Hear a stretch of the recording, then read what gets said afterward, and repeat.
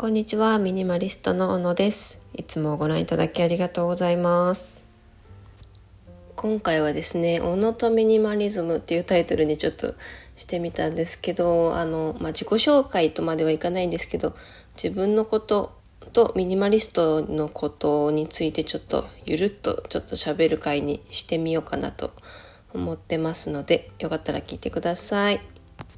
まずですね、名前ですね。私小野ちゃんって自分で書いてますけど、ちょっと最初に断っておきますけど、そんなちゃん付けするような年じゃなくて本当ごめんなさいなんですけど、呼びやすい点で一応小野ちゃんって自称をさせてもらってますので、よかったらみんな呼んでください。それでどうしようかな。私がシングルマザーなんですね。4年前かな、4年前に離婚をしてしまって、今子供2人と3人で団地に住んでます。それで急に今年の半ばからミニマリストとして発信活動を始めたわけなんですけれども、私とミニマリストのその歴史というか、いつどうなって何があってこうなったのかみたいなのをねちょっとお話しするんですけど、私の幼少時代なんですけれども、私の両親は私が5歳の時かな離婚をしていて、母が1人で兄弟、3人上に2人いるんですけど、なんで兄弟3人を母が1人で働いて育てていたので、そんなに多分余裕なかったと思うんで、家も散らかってるというか、物がすごい多かったんですね。で、私も覚えてるのは小学校の引き出しの中がすごいぐちゃぐちゃだったなっていうのをね覚えてますね。引き出しボックスみたいなのが入ってるんですけど、その引き出しボックスの奥にプリントがぐしゃってなったことないですかね。私はそれはすごくもう日常茶飯事というか、常になってたんですけど、すごい散らかしてたなっていうのはすごい覚えてますね。で、家の学習机とかあるじゃないですか。で、学習机の上もすごい汚くって、もう山積みだったなって思います。兄にもう捨てられたこともあった気がしますね。ちょっとうっすらしか覚えてないけど、捨てられて結構ショックを受けた記憶があるな。子供時代はそんな感じなんですけど、高校生とかぐらいになってからはちょっと自我が芽生えた、ちょっと遅めの自我が芽生えたのか、あんまり物に執着をしてなかった気がします。それで多分そこからちょっと物持たない人に寄っていってた感はありますね。私が最初に就職したのがちょっと厳しめの大手のあるアパレルさんだったんですけど、接客をしてたんですけど、その接客をしていく間ですごい教育をねすごいかなり厳しい教育を受けたんですよ。朝礼の時にね何マス床の目地に沿って何マス開けて並ぼうとか、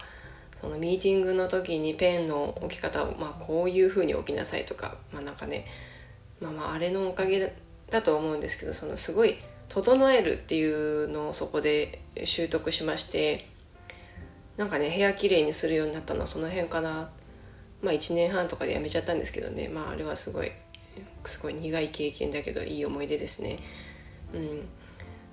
それが20歳ぐらいの時で、そこから結構普通に暮らして、気づいたら30代とかなってたんですけどね。物はそんなに多くなかったかなっていう感じだったんですけど、結婚をして出産をして2人産んだんで、2人目の産休の時にちょっとねきっかけがあったんですよね。今みたいになるね、とにかく暇で、3ヶ月間しか産休取らなかったんですけど、とにかく暇で本読んだり、調べ物したりみたいなことをね毎日してたんですけど、突然ポッと何かきっかけでミニマリストっていう言葉がスッと私の中に入ってきて、これ私のことかもみたいな感じになったんですよね。私のことというか私これかもいけるかもみたいな、気がして、なんかちょっと価値観似てるなみたいなところがあったので、なんかそこからすごい気になって調べ始めたのが最初だったんですけど、あれですね、最初に読んだ本は佐々木さんなんだったかな、名前佐々木典人さんじゃないんですよこれいつも忘れる。典人さんじゃなくて、ちょっと後で書いときます。辞典の点に人と書いて佐々木さん、多分一番本有名な方かな、こんまりさんの次ぐらいに多分ね有名な方だと思うんですけど、ミニマリストさんでね、その方の本を読みまして、でそれですごいこんな人たちがいるんだと思って、すごいなと思って、部屋なんもないじゃんと思って、でもなんかそのすっきりしてる感じがすごいなんかうわー最高だなと思って、で、その後に、ゆるりまいさんっていう方がいらっしゃるんですけど、その方の漫画を読みました。すごい面白かったんですよね。なんか多分ね、確か震災に遭われたんだったかな。あとゆるりまいさんは捨て変態っていう言葉をね多分ね生んだんですよ。家中ビニールを持ったままうろうろして捨てるものを探すみたいな捨て変態っていうのがね、多分しか漫画の中で出てきたんですけどね、それがもうもうこれ私もやりたいと思ってなんか捨てたいみたいな気持ちになって、産休ですごい暇だったんで、その時まだ結婚してましたけど、その元旦那さんは何も文句言わずにね付き合ってくれましてね、なんかそのキッチンのものとか服とか、最初これなんか使ってないなみたいなものから捨て始めたんですけど、なんか捨てていくうちになるほどこの人たちが言ってたのはこういうことかみたいなのが分かってくるんですよね。でそれで私が物を捨て始めて、最初に得た感覚、いらないものを捨ててなんかすっきりしたなっていうのはね普通にシンプルに思いましたね。そうそう、本をですね、すごい覚えてるのが本を捨てたんですよね。で読んでないなと思ってどんどん捨てていくんですけど、本当に全部読んでねえなと思ってだから私は紙の本を読まないみたいな人なんですよ。てか読めないんですよね、なんか集中できんくて。なんか紙の本ダメ、 Kindle だと読めるんですけど紙の本がダメで読めないんで、なんか読めないのになんで買ってんだろうみたいな感じだったんですよね。だからもうなんか本いらんなと思って全部捨てましたね。で本いらんなって思って、なんで私本買ってたんだろうと思って考えたんですけど、なんかちょっと思いつきで行動する節があるんですけど、なんかパッてあれやりたいと思ったらなんかねつい本買っちゃうんですよ何やったかな、例えばちょっとなんか子供生まれたから子供向けの料理作りたいなと思って子供向けの料理の本買って読まずにそのままみたいなとかね、もうザラですね。そうだから本私こういう癖あったんだって、そこでまず気づきましたね。あとね音楽もあります。あの頃はまだアップルストアじゃなくてアップルミュージックがなかった頃なんですよね。私は iPhone ずっと使ってるんですけど、iTunes で曲を買ってで自分のスマホに入れて、でそのプレイリストとか作っていらなくなったら消してみたいな方式だったんですけどね、今はね別にもう Apple Music から好きなのバーって聴けるけど、当時はちゃんと自分で取得 しないと聴けなかったんで、その Apple Music でiTunes で買うか、CD 借りてパソコンに入れてパソコンからスマホに入れて聴くみたいな、その所有をねする必要があったんですけど、一時期曲を多分 2,3000 曲ぐらい持ってたんですよ。で、そのパソコンの中身もすごい気になっちゃう人なんで、見た目とかをね結構気にするんで、なんかすっごいいっぱいあるなみたいな、綺麗にしたいなみたいな感覚に急に襲われて、曲をこうポチポチと消し始めたわけなんですけど、なんか2000曲あったのを1回400ぐらいまで減らしたんですよね。そしたらなんかこの曲忘れてたみたいな、なんかもうこの曲すっごい好きだったのにとかいうのがこうすごいポンポンって出てきて、本当に好きな曲ってなんか10曲もないかな。そうだからもう大事なものってこうやって隠れていくんだなっていう感覚を初めてそこでね体験しましたね。あとですね、服も結構最初の方で捨てましたね。服は結構覚えてるな。いらない服、着てない服、2年とか着てない服も全然持ってたんで手放していったわけなんですけども、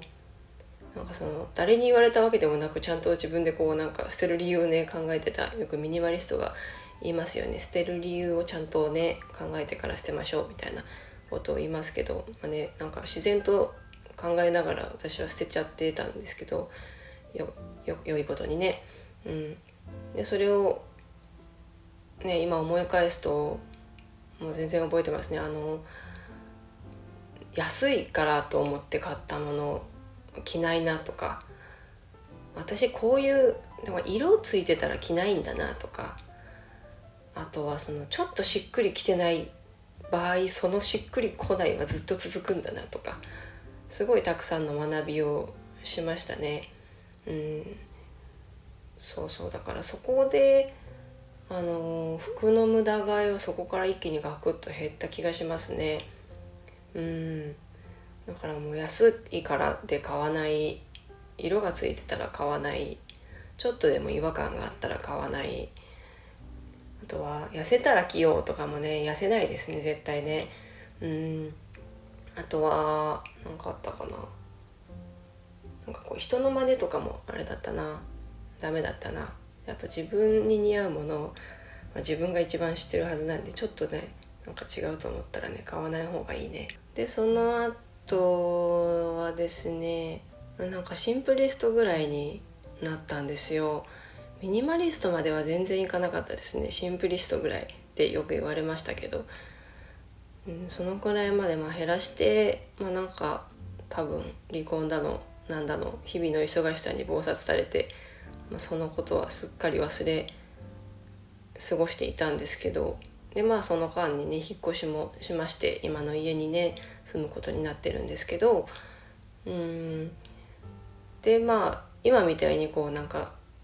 バッと一気に減ったのは結構最近のことなんですよね。2021年の2月ですね。で今が9月なんで、6ヶ月しか経ってない7ヶ月か7ヶ月しか経ってないのか。でもう7ヶ月前何があったかって、ミニマリスト渋さんの動画を見たのがきっかけですね。多分1月ぐらいに見て、もう衝撃を受けましたね。うわーと思って、こんなんで生きていけるんやと思って、いやすごい羨ましいけど、私子供いるしな、ちょっとここまでは、独身男性やからできることなんやろなと思って見てたんですけどね、ここまで別になんなくていいかなみたいな。でもすごい見てて面白いし、言ってることすごい共感できたんでね、すごくハマって、多分ね 2,3 ヶ月ほぼ毎日見てましたね。ミニマリスト渋さん大好きだったんですよね。渋教ですね。入ってというか見てて、でそれでもちろん見てたらねお片付けしたくなるんで、捨て始めたんですよ。さらにですね、結構少なめだったのをさらにシンプリストからミニマリストへこう変化するシーズン、2月から5月ぐらい3ヶ月間ぐらいこうじわじわと捨て始めて、なんかもう結構極めたくなってしまって、いや無理でしょって最初思ってたのに、なんかどんどんやればやるほどやっぱちょっとねすごく暮らしやすくなっていく感じはしたし、なんかもう止まんなくなっちゃって、私服の制服化も結構、私服の制服化というか、仕事着ですね。私の場合仕事着の制服化とかも前からしてたんですけど、それもねなんかちょっとより極めてしまって、もう2枚しか買わんみたいな感じになっていったし、そんな感じで今に至るんですかね。で渋さんの動画を2月から見て、234 5月か5月ぐらいに、結構そのミニマリストって言っていいかもみたいな段階まで来てたかなって自分で思うんですけど、そのぐらいの時にミニマリストの有名な方をですね何人か知って、なんかお近づきになりたいというか、なんか仲良くなりたい、私もこういう風になりたいというか、この方たちと私もお話ししたいみたいな、その多分仲間が欲しかったんだと思うんですよねって思ってたんですよね。5月、末ぐらいで、YouTube やろうかなみたいなことをちょっと思いながらね、ってちょっと恥ずかしいなみたいなことをね考えてたんですけど、ミニマリスト渋さんの動画でタコさん、ミニマリストタコさんをお見かけしまして、最初ね。ではすごいなんか最初別に普通にへえこんなことあるんだなと思って見てたんですけど、タコさんのね YouTube チャンネル見に行って、すごいこの人すごい好きと思ってなんかもう独特、もうすっごい可愛いし、なんかでも独特な人だなと思って、すっごい面白い人だなと思って、で渋さんから一気にタコさんに乗り換えたんですけど、推しですね、タコ推し、そうタコ推しになりまして、でその後そのタコさんの動画をまず今度は見続ける、なんかリピート癖みたいなのが私あるんで、ずっとタコさんの動画をね、少ない動画をねこうぐるぐるぐるぐると回したわけなんですけど、そしてその1ヶ月後ぐらいにちょっとねツイッターを見てたら、アカウント持ってたけどあんま使ってなくて、ツイッター見てたらタコさんいるやんと思って、タコさんツイッターで普通に喋っとるやんみたいな感じで思って、タコさんと喋りたいみたいな、そのさっきの仲間が欲しいの延長ですね。それでツイッターのアカウントをこうちょっと作り変えて、写真変えて、プロフィール書き換えて、ミニマリストとしてねツイッターで発信を始めていったわけですね。でそこからなんやろう、インスタではこうミニマリストの人とあんまりこう絡むとかなかったんですけど、ツイッターってすごいですね。その人と人との距離がちょっと近い、スペースがあるからだと思うんですけどね、ツイッターでミニマリストの友達がたくさんできたんですよ。それがもうすごく楽しくて、もう多分ねしばらく眠れなかったのそのせいだと思います。ツイッターでミニマリストの人と会話する、絡むのにねが楽しすぎて眠れないみたいな状態が続いてたんですけど、それでやっぱり同じ志を持ってる方ばっかりなんで YouTube やろうかなっていう話をねよくねその中ですることが多かったんですけど、考えて1ヶ月ぐらい経った頃にとりあえず撮ってみようみたいな感じで始めて、なんかもう始めたらなんかねこんだけ言ったらもうやらななみたいな気持ちになってきて、もうやっちゃいましたなんかあれなんですよね、今までなんか私ずっと何者かになりたかったんですよね。20歳ぐらいの時になんかある本を読んで、それがきっかけだったんですけど、なんか人生ってすごい無限の可能性広がってるんだと思って、私もなんかもう何者かになりたいとなんかボワンと思ってて、何かに夢中になりたいみたいなことですね、って思ってて、ずっと探し続けてたんですけどずっと見つからなくて、それがやっと今見つけた感じがしていますね。ミニマリスト、みんなミニマリストになって幸せになってもらいたいと思ってるし、ミニマリストを私はお仕事にしたくて、それでそのなんか自分も幸せにねなりたいなっていうふうにちょっと今思ってます。それでありがたいことにインスタがですね現時点で1200人ぐらいフォローいただいてね、もうほんとびっくりしてるんですけど、まさか私にフォロワーが1200人だとみたいな気持ちでね、日々信じられない日々をね送ってますわ。最初500人ぐらいまでなんかこれ業者かなってずっとね業者かな200人みたいな、最初300人ぐらいから始めて、なんかめっちゃ増えるんやけどつって友達ともね話しながら、これ業者かなっつって、非公開めっちゃ多くね、業者かなっつってずっとねもう600人ぐらいで、いやいやちげえなこれって思って、なんかねちょいちょいコメントいただけるようになってやっと信じたんですけど、ちゃんとその、なんか需要あるゾーンに行けたのがすごい嬉しくて、本当にありがとうございます。でツイッターの方はまだまだっていうか、言うて300人いらっしゃるんですけど、ちょっとねまだ頑張らなきゃいけない、全然まだ頑張らなきゃいけないなって思ってます。ツイッターでインスタでって YouTube の方はルームツアーの動画を最初上げたんですけど、なんか2週間で3000再生からのチャンネル登録がだいたい200人ぐらい2週間で登録いただいて、すっごいびっくりしました。もう本当にありがとうございます。本当にありがとうございます。なんか私やっと居場所見つけた感を今すごくね感じていて、いや嬉しいんですよ。もうなんかこんなに私夢中になれることあったんだと思って、もう諦めかけてましたからね、実際もう2年ぐらい前から。私このままなんかコロコロね落ち着かなくてふわふわなんもない人生で終わるんやろうなって思ってたんですけど、なんかすごい見つけたなって今思ってます。他のことどうでもよくなるぐらい今ミニマリストのことをやってるの楽しくて、インスタとかね、インスタも投稿頻度とか決めてるし、ツイッターも今1日1回はしようっていう風に決めてるし、YouTube もね月に2回はちょっと忙しいけど月に2回は更新したいなとか思ってるんですけども、なんかそういうのもうほんと時間があったら全部そこに注ぎ込みたいなっていうぐらい今ね楽しませてもらってます。本当にでも応援してもらってね、コメントをちょいちょいいただいて、なんか見てますとか動画楽しみにしてますとか、すごく良かったですって、もう本当こんなこと今までないよいやもう本当嬉しくてありがとうございます。まあねまだまだ頑張らなきゃいけないんですけど、すごいやっぱ夢中になれることってすごいいいなっていう風にね人生で初めて思いました